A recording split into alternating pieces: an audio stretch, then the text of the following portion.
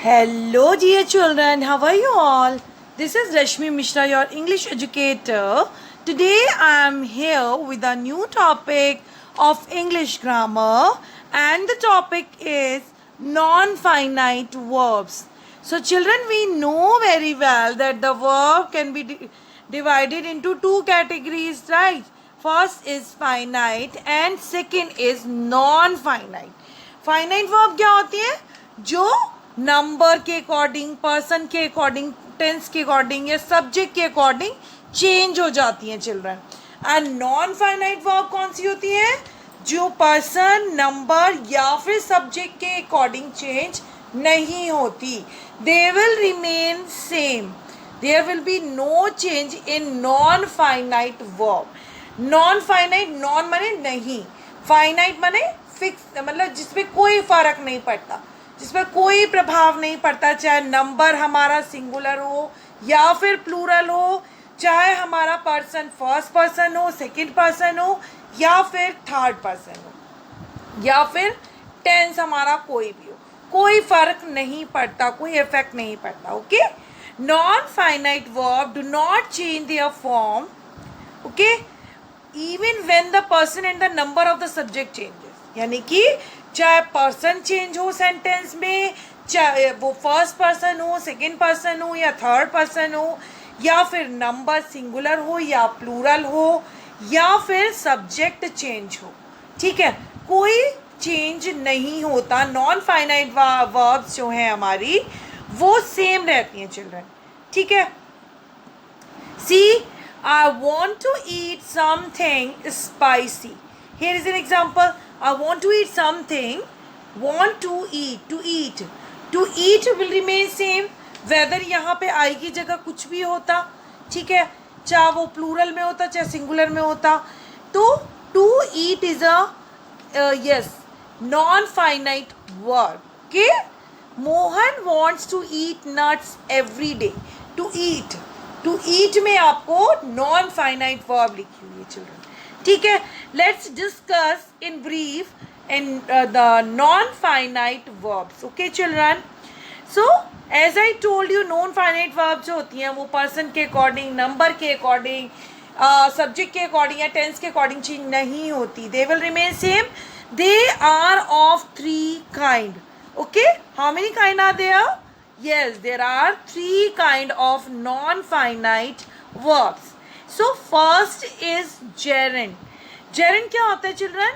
The ing form of verb. किसी भी verb की ing फॉर्म जो सेंटेंस में नाउन का वर्क करे, नाउन की जगह पर यूज की जाती है. नाउन किसका आंसर देता है? क्या का. जो क्या का आंसर दे, ठीक है, वो आपका gerund कहलाता है.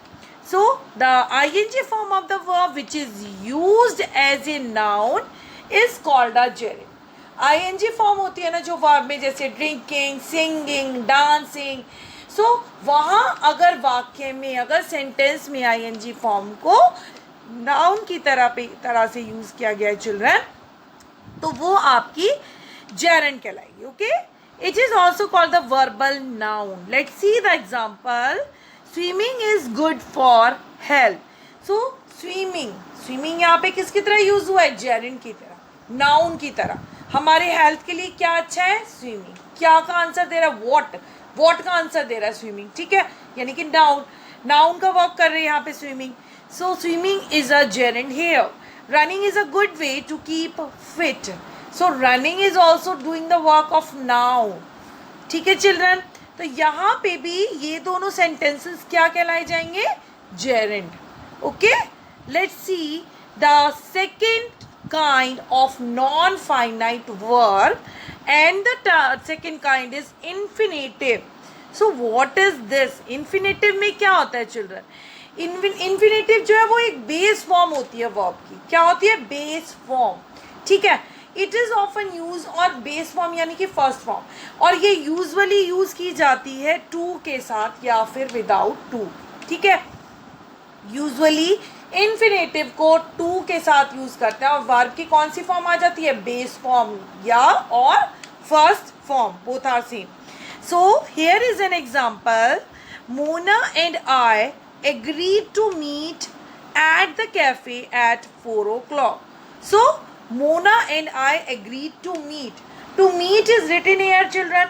Do remember one thing, as I told you, infinitive sentences में to लगता है verb से पहले और verb की base form या first form यूज होती है, यानी कि दोनों एक ही बात है, ठीक है.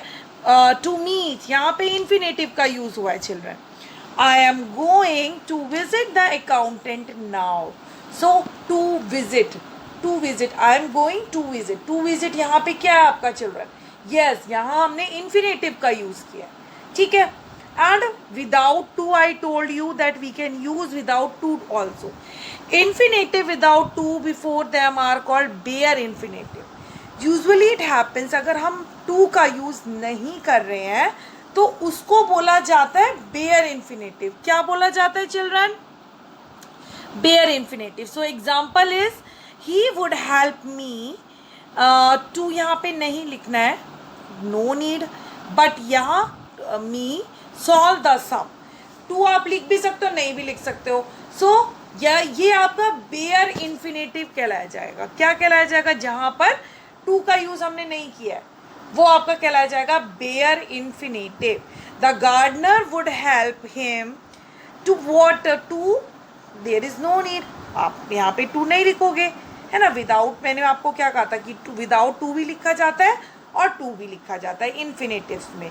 विदाउट टू जब आप लिखते हो कोई भी सेंटेंस और वर्ब की फर्स्ट फॉर्म या बेस फॉर्म का यूज करते हो तो उसको बेयर इन्फिनेटिव कहा जाता है. तो यहाँ पे the gardener would help him water the plants, ठीक है. सो यहाँ पे ये बेयर इन्फिनेटिव है क्योंकि टू का यूज नहीं किया गया. I think children both of the kind are clear to you. Okay, let's come on the third, which is participle.